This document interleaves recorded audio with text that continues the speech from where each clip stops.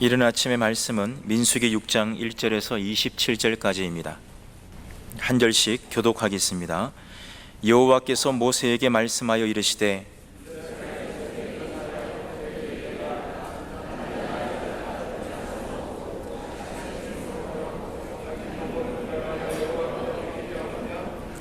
포도주와 독주를 멀리하며 포도주로 된 초나 독주로 된 초를 마시지 말며 포도즙도 마시지 말며 생포도와 건포도도 먹지 말지니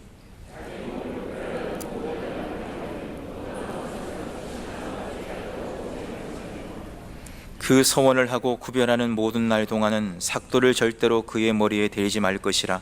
자기 몸을 구별하여 여호와께 드리는 날이 차기까지 그는 거룩한즉 그의 머리털을 길게 자라게 할 것이며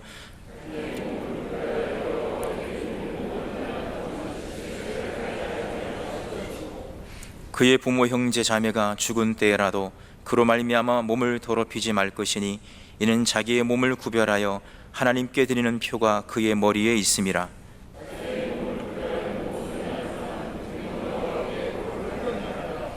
누가 갑자기 그의 곁에서 죽어서 스스로 구별한 자의 머리를 더럽히면 그의 몸을 정결하게 하는 날에 머리를 밀 것이니 곧 일곱째 날에 밀 것이며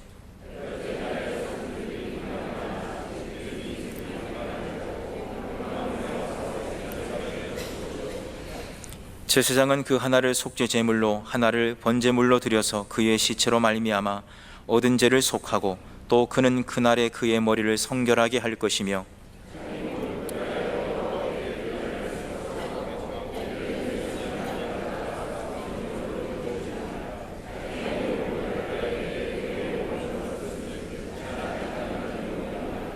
나시린의 법은 이러하니라. 자기의 몸을 구별한 날이 차면 그 사람을 회막문으로 데리고 갈 것이요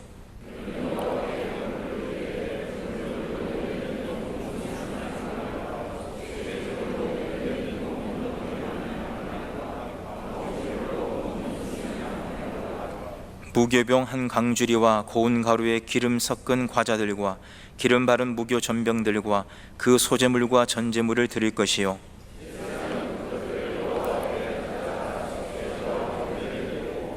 화목제물로 순양의 무교병 한 광주리를 아울러 여호와께 드리고 그 소제와 전제를 드릴 것이요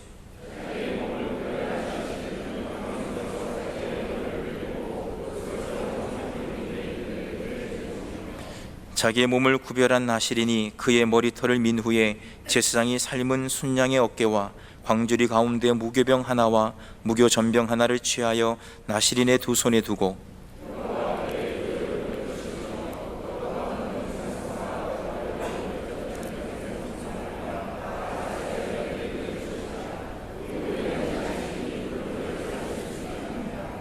이는 곧 서원한 나신이니 자기의 몸을 구별한 일로 말미암아 여호와께 헌물을 드림과 행할 법이며 이외에도 힘이 미치는 대로 하려니와 그가 서원한 대로 자기의 몸을 구별하는 법을 따라 할 것이니라.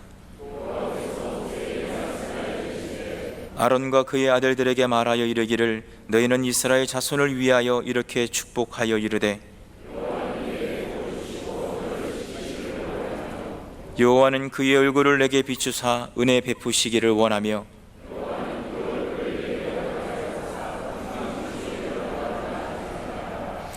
그들은 이같이 내 이름으로 이스라엘 자손에게 축복할지니 내가 그들에게 복을 주리라. 아멘. 성경, 신약 성경을 여러분들이 읽게 되면 그 신약 성경 속에 암묵적으로만 깔려 있는 여러 가지 영적 의미들이 구약으로 들어가면 이렇게 나오는 경우들이 있습니다. 신약은 구약을 기반으로 해서 쓰여졌기 때문에 실질적으로 구약 성경 속에 있는 영적 의미들이 신약 속에서는 함축되어 있는 것입니다. 그러니까 구약을 읽게 되면은 그런 면에서 명시적으로 드러나는 의미들이 바로 이런 것이구나 라고 볼 수 있는 것이 가끔씩 나오는데, 그 중에 하나가 오늘 우리 민수기 6장에 나오는 바로 이 나실인의 법입니다. 이 나실인은 성결을 온전하게 실천하기 위해서 자신을 드리는 사람들입니다. 남자와 여자에게 동일하게 적용되고요. 공동체에 있는 평신도들, 즉 레위인이나 제사장이 아닌 평신도들도 별도로 자기 삶을 구분하여 하나님께 드리는 사람들을 일컬어서 나실린이라고 이야기를 했습니다.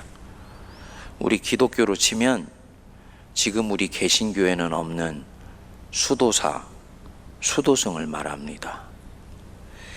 이 나실린이라는 뜻 자체가 히브리어 나자로라는 데서 연유하는데요.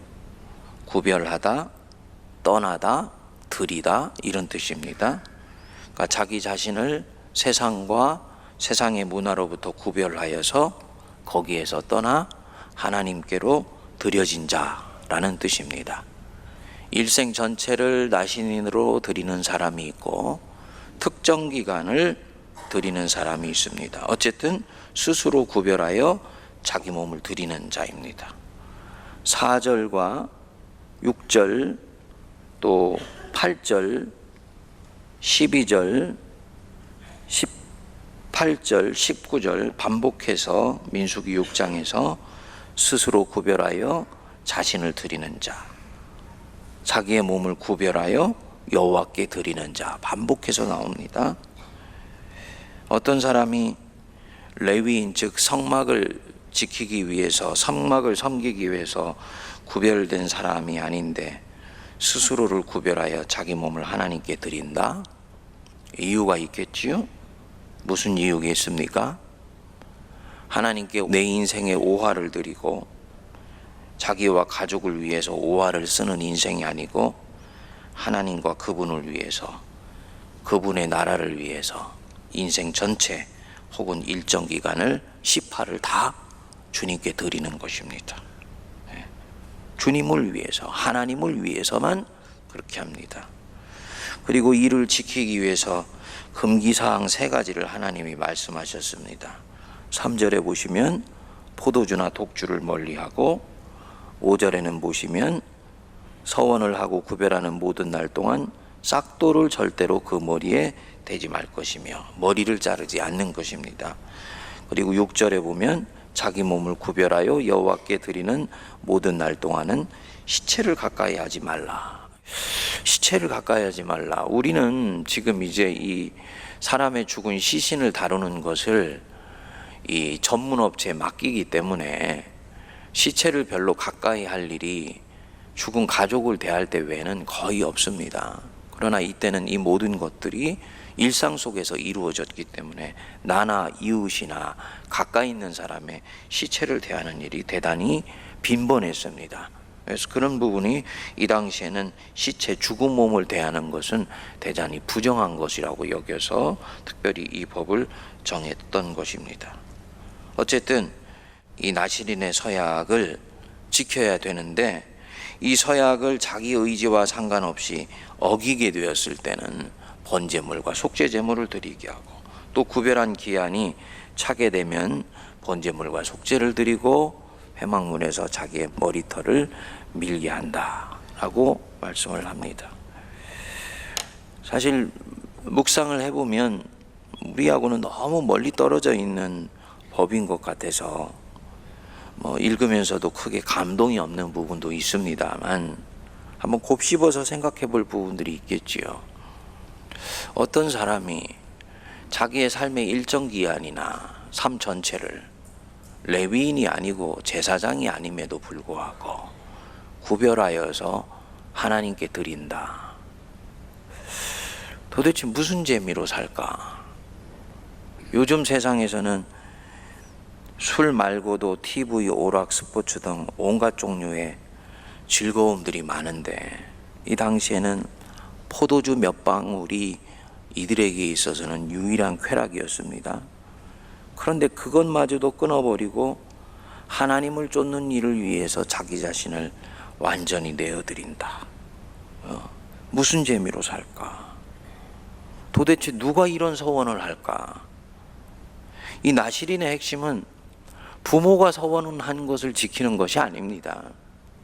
성경 여기 전체 맥락을 읽어보면요, 이 나실인의 핵심은요, 누군가가 레위인도 아닌데 의도적이고 의지적이고 자발적으로 자기 몸을 구별하여서 그 서원한 날 동안을 완전히 하나님께 드리고 하나님을 위해 사는 거예요. 아무 재미도 없을 거예요.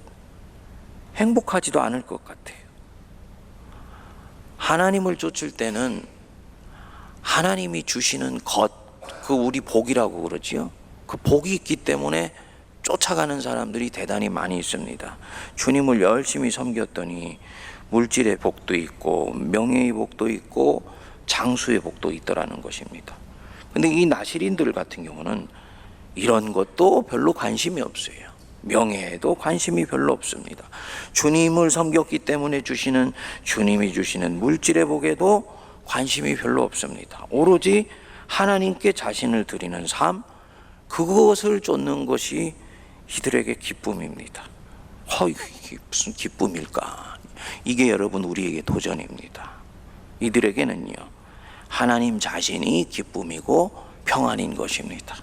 아직 이 성경책이, 구약 성경이 다발로 잘 묶어서 정리되지 않았던 때이죠. 그렇지만은 마치 하나님의 말씀을 주야로 묵상하는 것을 복으로 삼고 살아가는 바로 그런 복을 갖고 있는 사람들입니다. 우리 개신교인들에게 있어서는 잘 이해될 수 없는 제도가 이 나실인 제도입니다. 이유가 있습니다. 우리 개신교회는 나실인 제도가 없어졌습니다. 루터와 칼뱅이 수도사 제도 혹은 수도원을 없앨 때 수사 자체도 없앤 이유가 있습니다. 이 나실인처럼 자신을 구별하여 하나님께로 드리는 삶, 이 삶이 특정인들에게 해당되는 것이 아니라고 보았기 때문입니다. 모든 그리스도인들은 사실은 영적 나실인이다.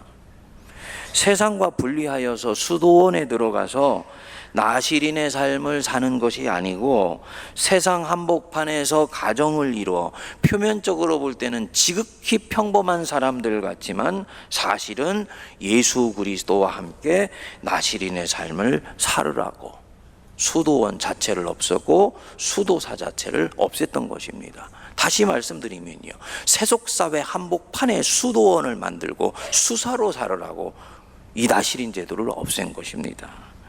그러니까 루터와 칼빈이라는 이 종교개혁자 안에는 어마어마한 영적 비전이 있었고 어떻게 보면 그리스도인이 되었다라는 것에 대한 그 어떤 강한 그 확신 같은 것들이 있었던 것입니다.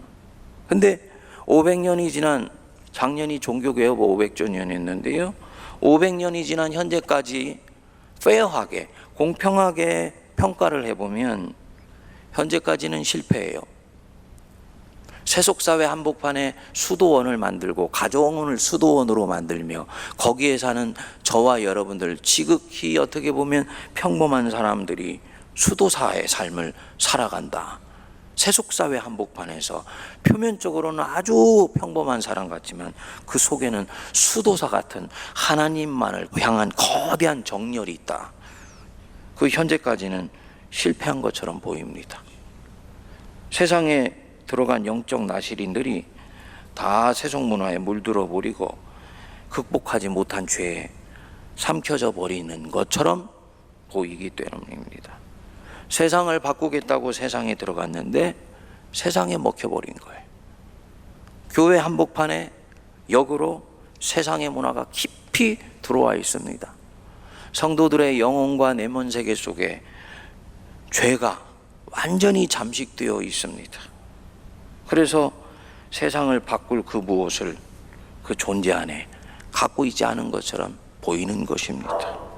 저는 새벽에 이 말씀을 묵상하면서 이 하나님이 이스라엘 백성 안에 이 나실인 제도를 두었던 것은 마치 캄캄한 세상 한복판에서 산 위에 있는 등경 하나를 두는 것과 같은 모습들이 아니었을까.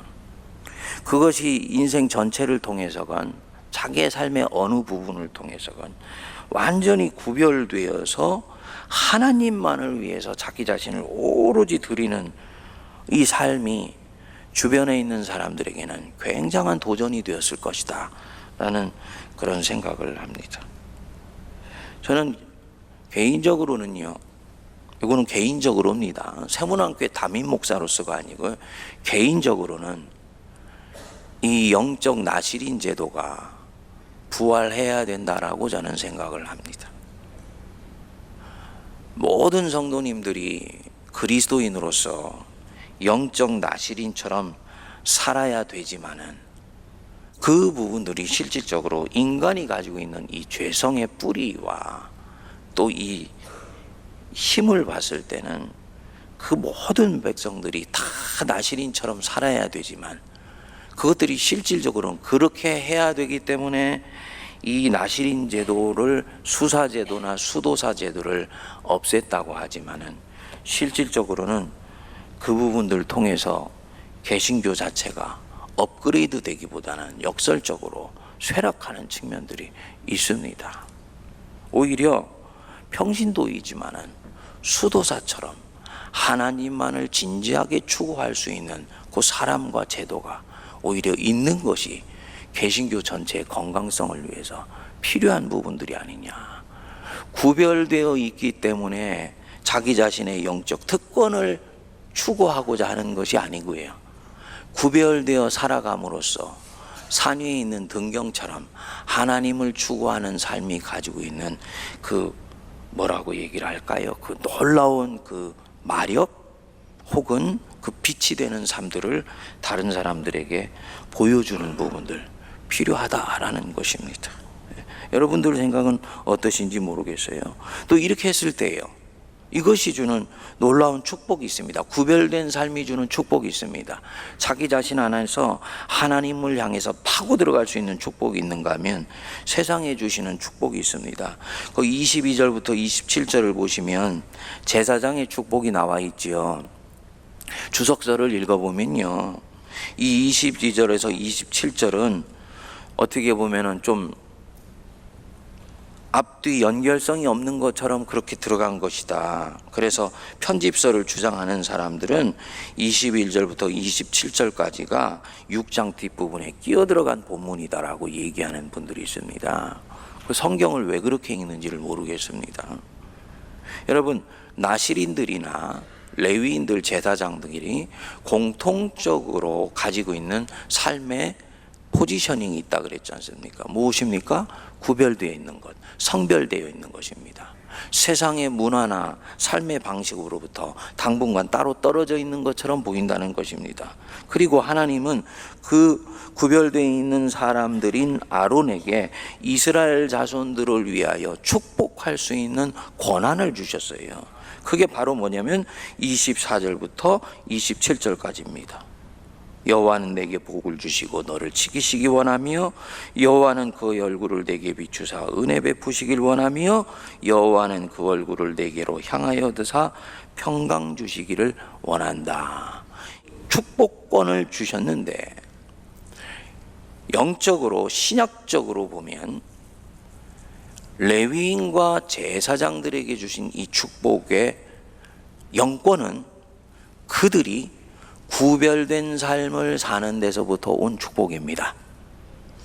그것을 나실인이 가지고 있는 삶과 연결해서 보면은 그가 설사 레위인이 아닐지라도 그가 구별되어 있으며 성별되어 있으며 여호와를 진지하게 추구하며 살아가는 사람에게 하나님이 주시는 복 중의 복이 뭐냐면 세상을 축복하는 복입니다.